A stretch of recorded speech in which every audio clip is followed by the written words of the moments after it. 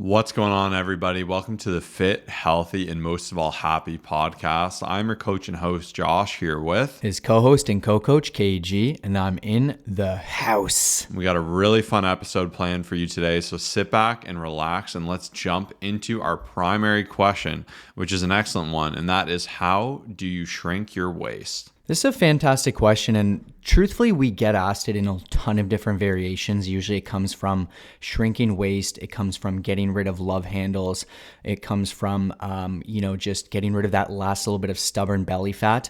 A lot of it is just asked differently. We get asked a million different times, right? And it's a great question because I do find that the waist is the part where a lot of people really struggle to get rid of that last little bit of fat. And it's honestly the part that makes us feel the most insecure. It's the part we notice the most. You know, when we take off our shirt at a pool party or someone's wearing a bikini, you tend to focus and notice that.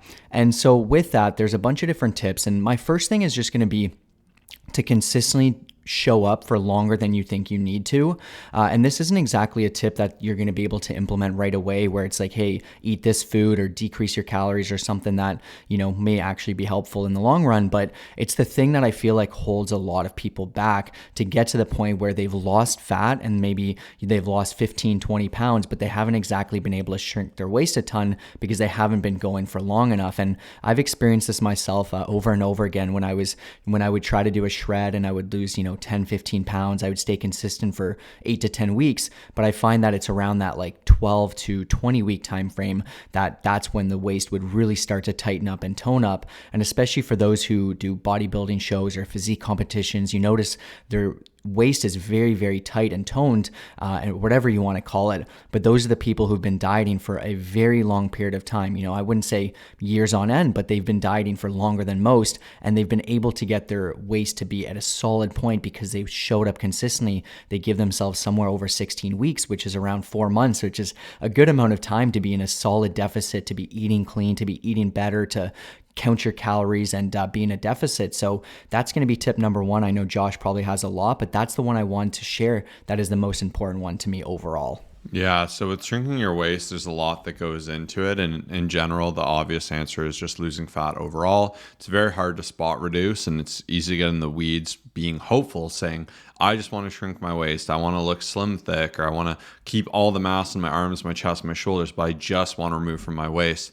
And if only that was the case, that would be phenomenal. But in general, if you are lifting hard and you're improving musculature, you'll actually maintain that muscle while losing fat. And if you're storing a lot of visceral fat, you will see that go. It's very common when you start a diet to not see much of your stomach change, or maybe see it change marginally, because naturally where you should be storing most of your body fat is within your legs and your glutes. But if that's not the case, you will start to see it in the stomach fat, but it's entirely different for everyone. And you can't just bank on that spot reduction. Like, as fun as it is to hop in the gym and do a million crunches, like that isn't going to push you any further forward than if you're just in a deficit losing fat. So I think having that understanding is really important before you start anything.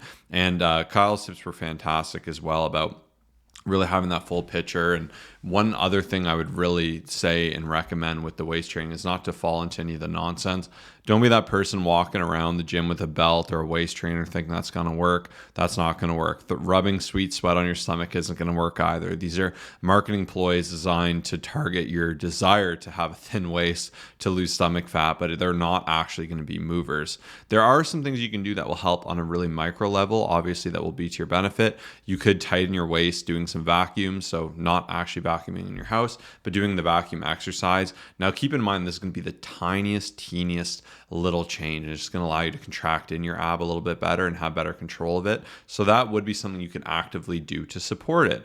On top of that, obviously, maintaining good gut health, minimizing bloat, that's going to artificially make your waist look smaller. If you're less bloated and you're feeling better, if you're like lactose intolerant, you're always eating cheese, your waist isn't actually going to be any bigger, but it's going to present bigger. It's going to look bigger. And on top of that, recently we spoke about the benefit of bracing and maintaining a braced core just throughout the day and building that habit. That alone will also make your waist present a lot tighter. So if that's something you're worried about, that is another benefit you can have. You can eat foods that are rich in probiotics. Like, there are some little hacks you can do, once again, to optimize this. There was a study a long time ago about the effects of cinnamon in stomach fat. that has since been argued and debated. And once again, these little things can be okay, but nothing is going to beat that core thing, unfortunately. And then there's also a lot of myths around this, that deadlifts are going to make you have a super blocky waist. Like, these are just ridiculous claims. And like, when you're getting in the weeds here about millimeters, or perhaps if you have a stronger lower back, perhaps that could present as your waist looking thicker, but it would be extraordinarily marginal. And to Kyle's point, his tips here about really targeting it head on are what actually are going to be movers. Yeah, and you just, like, when I say consistently show up, you just need to be in a deficit, right? So you've heard us talk about deficits before, but it's just when you're eating less calories than you're burning per day. If you are in a solid deficit for a certain amount of time, it's game over. Like, you're going to be in a good spot, and eventually you will get to that point. Now, obviously it can get different. If someone has 65 pounds to lose, you may not be able to just push through in that one go. We might have to do a couple different things that we'd recommend for some of our clients, such as reverse diets. We might need to kind of take a bit of a pause, maybe lose 40 pounds and then essentially replenish your hormones, your calories, all that stuff, and then attack it again at another phase. But once again, it's all personal. And that's even another thing I wanted to talk about, is like the way that your core is designed, the way that our bodies are designed, like, it's not always going to be the same. And although we all have the same muscles, we all, all that stuff, like insertion points could be different. Even, just let's say someone's bicep, like your bicep head, you may do the exact same training as someone, the same intensity, the same movements, but it will be shaped a little bit differently. And sometimes I'll see these people on Instagram or online where like their core is just so tight to the point where it's like, first of all, some people use Photoshop. That's another thing, is I love those pages that call out the people who just like shrink everything, but then like blow up their butts or whatever, just to kind of make it look like they've, spent a ton of time building that physique, which they've actually just done a good job, but they've, use some Photoshop for that. But I've just noticed there's some people, it's like no matter what I did, I wouldn't be able to get to that point where it's just like the waist is designed like that. And some people are just genetically gifted. Some people are just created a little bit different as well. But I did want to also share that training your upper body will actually be very, very helpful. It'll essentially give you that illusion where you have, just essentially a stronger, bigger upper body, and that will therefore make your waist look a little bit thinner and smaller. And that's something a lot of people miss out on, because like Josh said, they'll go into the gym, they'll do some side bends, they'll do lots of Russian twists, they'll try to do every movement there without realizing that lat pull downs, anything shoulder related will help, but especially back training just gives you that amazing, nice physique that, tapers the waist nicely in conjunction with a nice calorie deficit.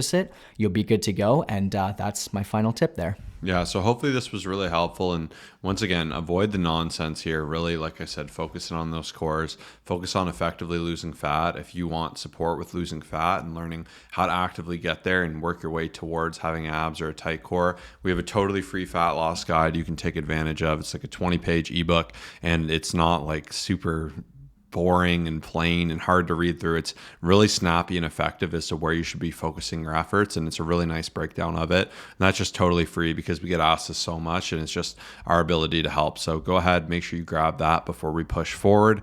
But now we're going to jump into our quotes because we love quotes. I actually had an Instagram poll for mine, which I'm pretty pumped up about. So I'm going to let Kyle go first. I realized I didn't even check the results, so I need to find a way to do that. Yeah, absolutely. So I do know the answer for you, by the way. I checked about an hour ago.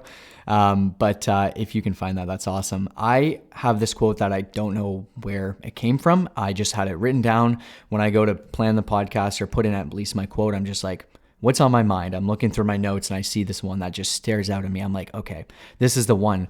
It is, you can have 1,000 problems in life until you have a health problem. Then all of those problems go away. So each person may get something different from the quotes. That's what I absolutely love about this. It may hit you right now. It may hit you a year from now when something goes on, or you're a different part of your life, or you see a family member going through something, or you broke your toe and you can't walk properly, whatever it is. Now, what I love about this is it makes you realize how small other problems are. And that's really what I started to think about. Day to day, it is so easy to complain about the small things.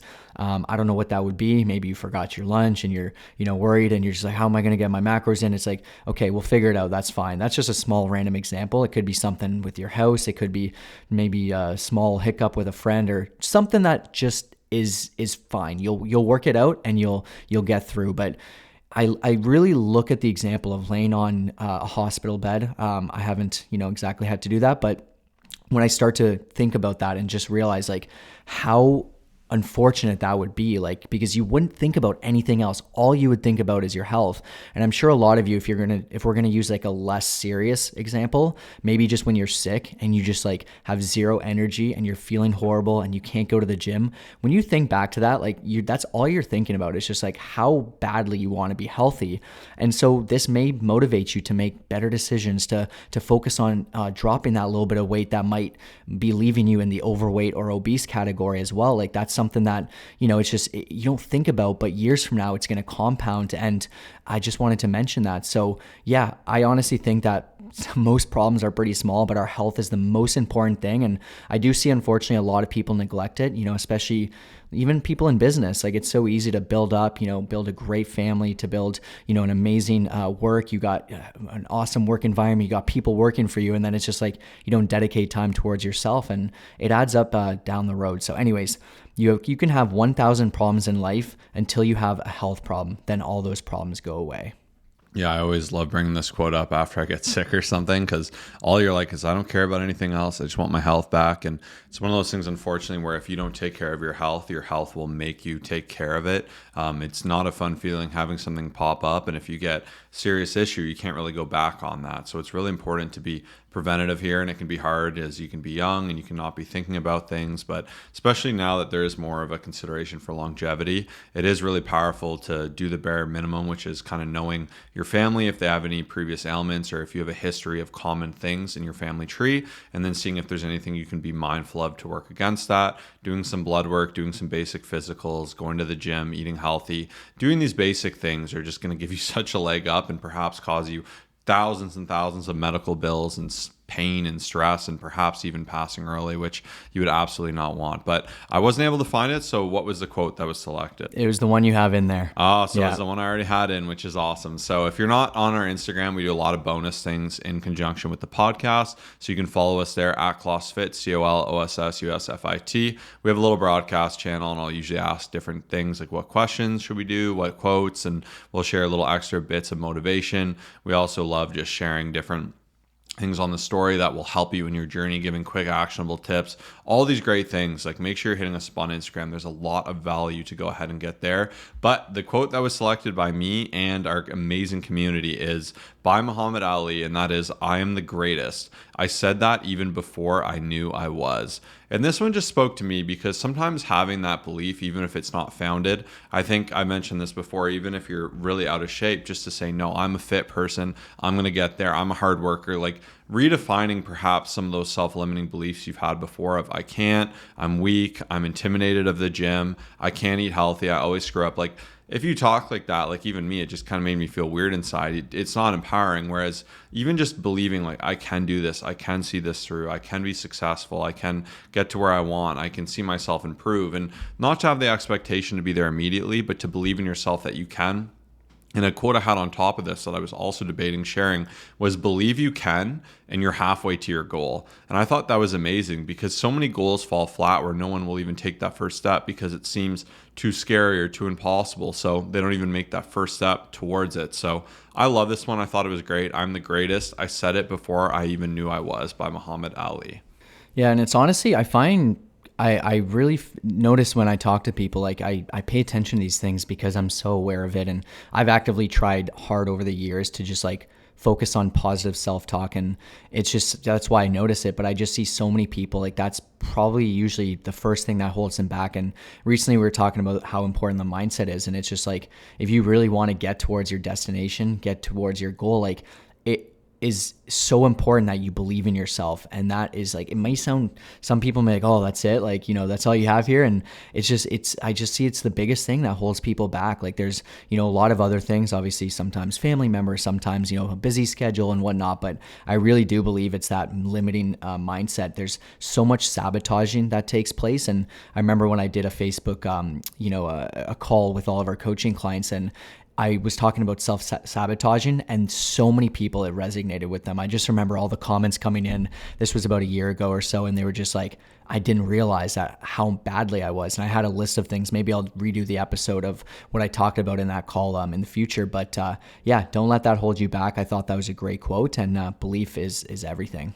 Yeah, now as we get into our thoughts, definitely some exciting things. So I think the first one that comes to mind is always checking in on your program. It's really easy to get complacent with this, and even I can do this sometimes. You'll say, oh, this is about the weight I should be doing. This is the rep scheme. This is the RIR. But this is a common thing I challenge my clients with, because when I program, I like using daily underlying periodization. So you want to periodize the same base movements where you can actually see improvements of strength within that movement. Because if every time you just come in and you do new movements, you're never ever going to mature into those movements, be able to handle harder load and become more optimized within them to actually get stronger. But you can mimic this effect and you can still get the novelty by doing 3x8 one week, doing 3x12 the next week, doing very similar paired movements, like an example of an incline dumbbell press into a barbell incline dumbbell press. They follow the same pattern and they still can have the same function, and you can still naturally get stronger in them. But it's easy to get complacent and just say, oh, I know this routine. But some weeks, maybe you're doing a high volume week and there's that extra movement in there, that extra set.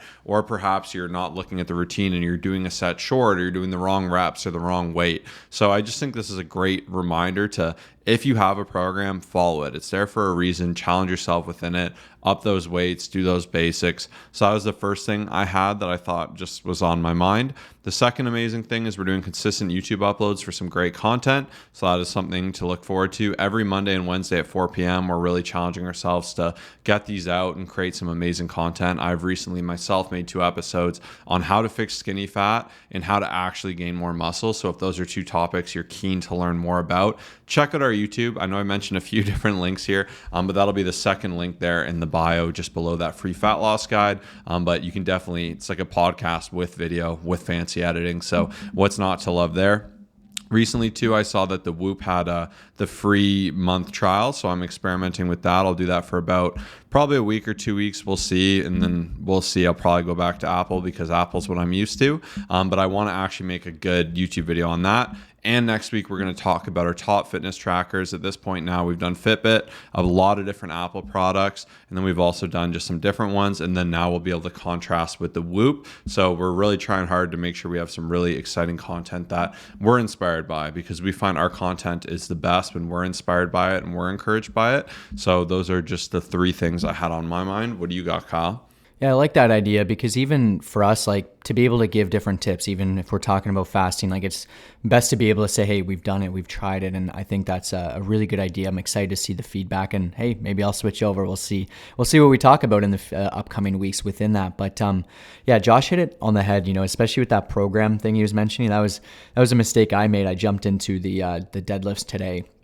And I didn't really honestly probably properly look at it until he was like, hey, like, what does it actually say? And I'm like, oh, I just kind of, guessed and whatever. And, it was an honest mistake, but it was a kind of a lazy thing, right? It was just like, oh, I've got to open it up. I'm used to doing this. And that's where I think once again, I talk a lot about mistakes because I see them, I make them, and then I learn from them. I see a lot of other, people, even clients, they say, hey, I messed up this week. I, redid this one week and, I didn't realize this. And that's okay, because you can just take that as a lesson learned and keep moving forward. But I find, like, within that programming side of things that he mentioned, RIR, so reps in reserve, like, this is where I think most people mess it up, because and funny enough, even one of our awesome clients, I just put weight on her bar now. When I see her, I'm just like, hey, you've got more in the tank. Today she was doing deadlifts. And, once again, we're so grateful to have people even just reaching out. They see us in the gym. They see us filming content. They start following Instagram. They're like, hey, what's this coaching all about? And, I'm so grateful to have amazing clients from, like, here, but also just all around the world. Like, we're primarily all over US, which is incredible. But I just think it's funny because I see these different things of, like, hey, you have a certain reps in reserve, like, let's hit it. And I think when people follow a program, let's say they assume that it's going to be a certain number, but it can change, because if you're doing deadlifts, you're not going to be going to failure. Whereas if you're doing tricep pushdowns, will probably push you to a failure, because it's an easier movement. It's at the end of the workout.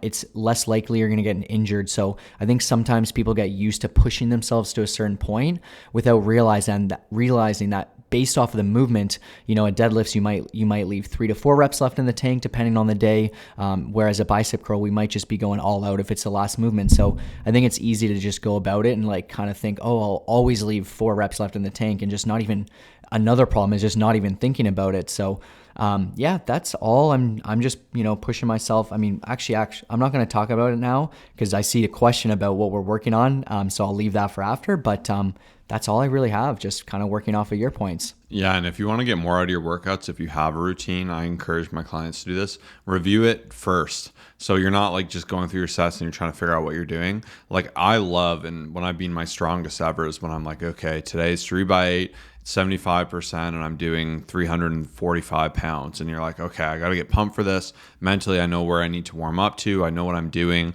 I know once I get through that, I'm past my compounds, knowing kind of idea of how your day goes, especially if you're a newer gym goer and you're following a routine and there might be an exercise in there that you're not familiar with. Looking that up on YouTube beforehand is going to be way better than halfway through your workout, watching a YouTube video, trying to learn it, being a little unsure. And I find it kind of gets you excited for that day too, when you know what movements you're doing, and even on a really basic level, what you're hitting. If you're just coming in there and making stuff up based on what equipment is available, you're probably just going to end up on like a Stairmaster doing a little short workout and then hitting the sauna or something. So getting in there prepped and in advance is just going to work to your benefit. So really excellent thoughts there. And now we're going to jump into our client shout out. Who do we have? So Steven, he is a good bit over 100 pounds lost so far with Coach Jason, which is absolutely phenomenal. He's someone who's just consistently showed up no matter what, to the live calls, to the challenges, even, traveling. He said, hey, I'm going to give it my best shot, even though it's, going to be a little more challenging. And, we talked about the change in identity and how important that is, but I do really want to stress that.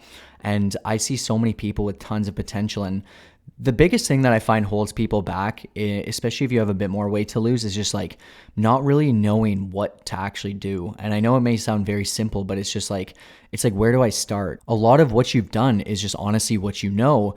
And in order to even get started, that's honestly the first step. And that's why when people reach out to us for coaching, when they ask us questions, when they're looking to improve, like we get so happy because like, that is the first step, for Steven to reach out to us, I think maybe around a year ago and just maybe slightly over, but to be able to say, hey, I'm ready for this. I want that change and I'm ready to put in that work. Like I have so much respect, for those of you who message us and say, hey, I'm a couple months in and you guys have inspired me and you guys are influencing, I'm 60 pounds down or whatever the case is. Like nothing but respect for those of you who are just looking to improve. And I think it's so rare nowadays. Like I think a lot of times people just don't really put in that work, or they say they want to improve. And then the other part of the population, like they just don't even care. Like if you're listening to this, which is a fit, healthy, and happy podcast, you do care. And to a certain extent, you want to change. So much respect to you as well. But, we've had a lot of experience helping people drop 50 plus pounds. I think our biggest one's close to around 200 pounds in terms of overall loss. Once again, everything is customized, and that's where a lot of people don't realize. Like the person who has about 15 pounds to lose, but then like has to gain about 5 to 10 pounds of muscle, the approach is very different.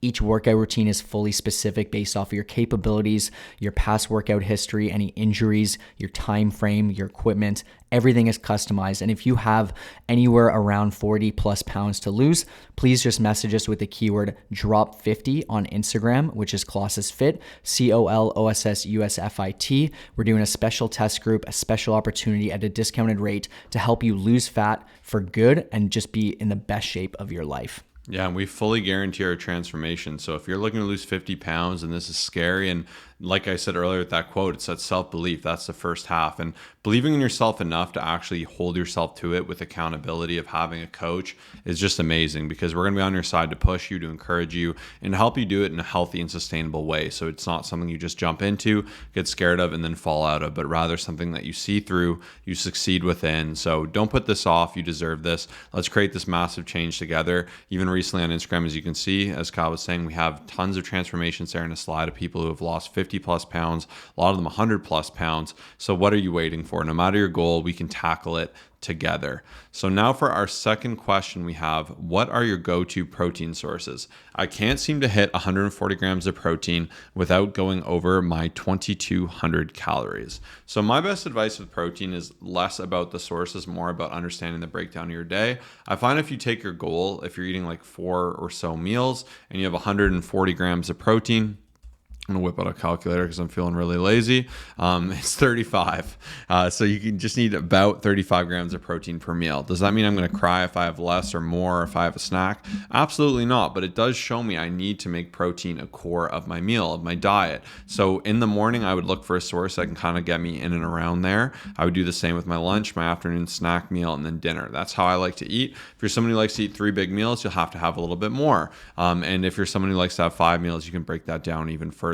But I find breaking down this bigger goal of 140 into more bite-sized is a lot better. And the attitude too of going over your calories, by doing this in advance, you can actually hit your protein without just seeing where you are in the day and then being like, I need to have 3 scoops of protein powder so I get my 75 grams of protein in it at the end of the day. So to me, this has always helped. Any meal I have, I try to think protein first as my main source, then I'll look for my carb source and anything else like that. So for example, a typical day for me, even today will break down. So for breakfast, I would do my Greek yogurt.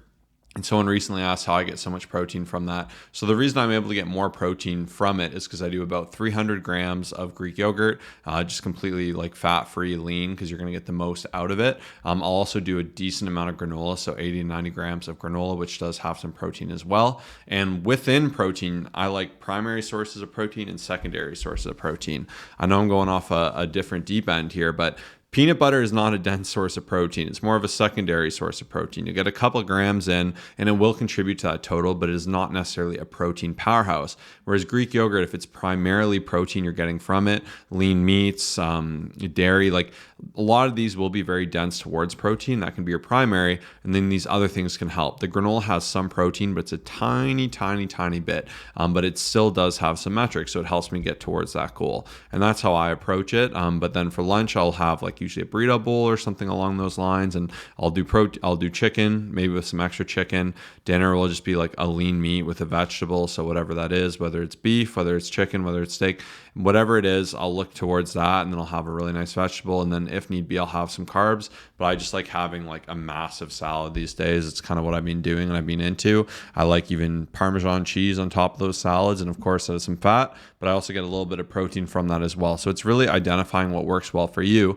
And then if I'm in a big pinch, I'll make like a protein smoothie, have a Quest chip as a snack. I find any snack, if it's protein dense, it makes hitting the goals really easy. But even for me, I've been like 2,900 calories, 210 grams of protein, which is harder than this goal listed here technically, and I can still get it done. So it's not that bad when you look at it this way and break it down with that. But maybe Kyle will have some more physical suggestions of high protein foods to share. Yeah, honestly, working off of that, I love the quote I heard one time. It was, you never hit your protein by accident. Something in that variation. And I think it's so true. Like protein's one of those things where we all know anywhere you go, even let's just say a road trip, for example, you're like, hey, I'm on a road trip.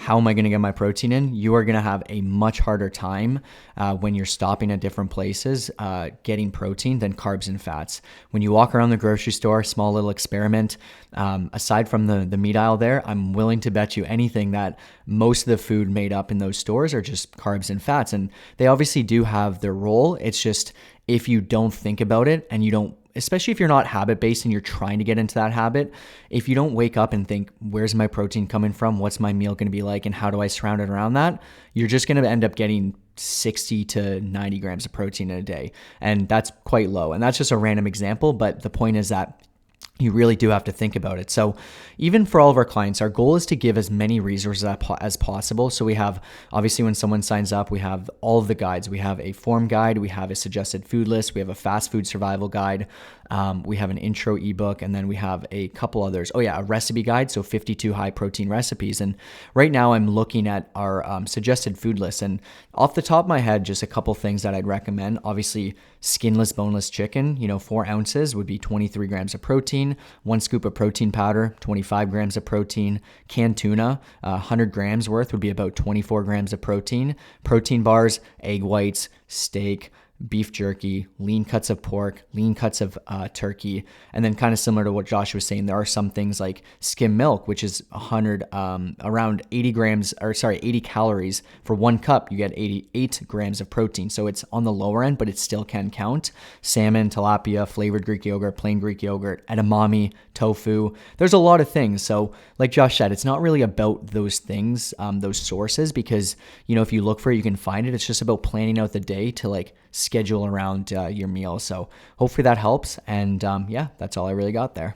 Yeah, and once again, it's finding what works for you. Like we could go super on the deep end of sharing every different food we like, but everyone's so individual. And like even I was golfing with a buddy yesterday, and he had a thermostat, and he just had like a ton of beef in there, and he's like, I just love beef with cheese on top of it. Like it's like my favorite snack, and it's what he enjoys. And some people are really into fish. Some people love cottage cheese. Like you just got to find what works for you. But once you make that protein a priority, it does make it quite a lot easier.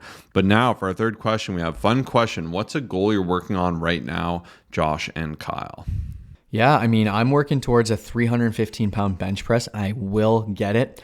I can't wait to make that compilation because there's about maybe 12 different failure videos I have on my phone of 315 in the past. It's one of those things that's just haunting me.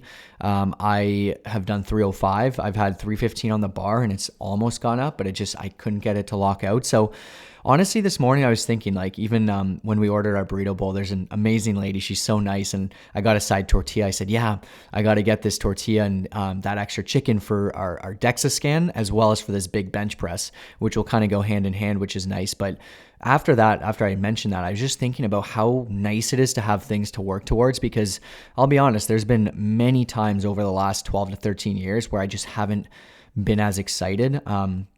I've just shown up, and I will still show up no matter what, but there's a significant difference in my workouts, in my intensity, in, I never miss workouts, but like I'll make sure to just schedule it even better, and I'll be more excited for it. And just, it's a very different story. And I'm sure a lot of you realize, like, when you have something deep that you're working towards that means a lot to you, it just helps so much on your journey. I find a big mistake is people just don't have that. They're just like, hey, I'm just trying to get a bit better. And then it's like, it's not specific. So anyways, DEXA scan coming up in just over a month before my baby's due. And then also the bench press January 1st, going to be challenging a friend of mine, and I'm going to beat him. So I'm super excited for that.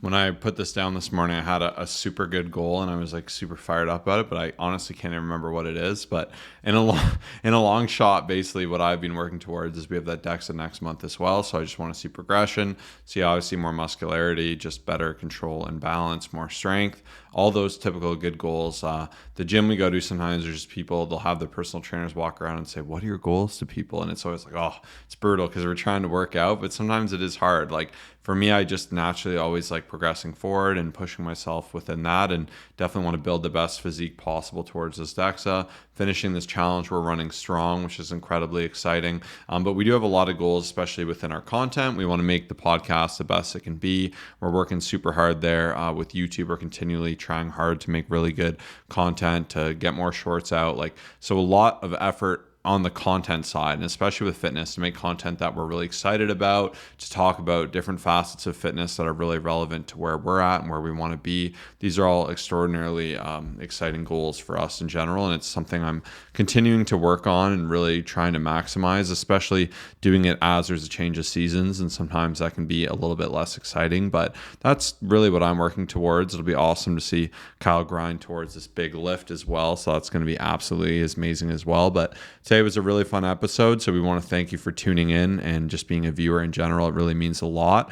We wish you a phenomenal day, and if you want to move towards your goals, do some absolutely amazing things, whether it's losing 50 plus pounds or 20 pounds, 30 pounds, whatever it is. If you have a big goal and you want to achieve it, or you want to get an insane amount of strength, do your first powerlifting competition, do your first competition in general, any big goal that just seems crazy and you're like, I want to do this, I want to challenge myself today, DM us on Instagram, that keyword drop50. Let us take care of the hard work for you and hold you accountable to this goal so you can see your guaranteed success. Once again, our Instagram is @ColossusFit, ColossusFit. We'll see you in the next episode, and we'll see you in the DMs.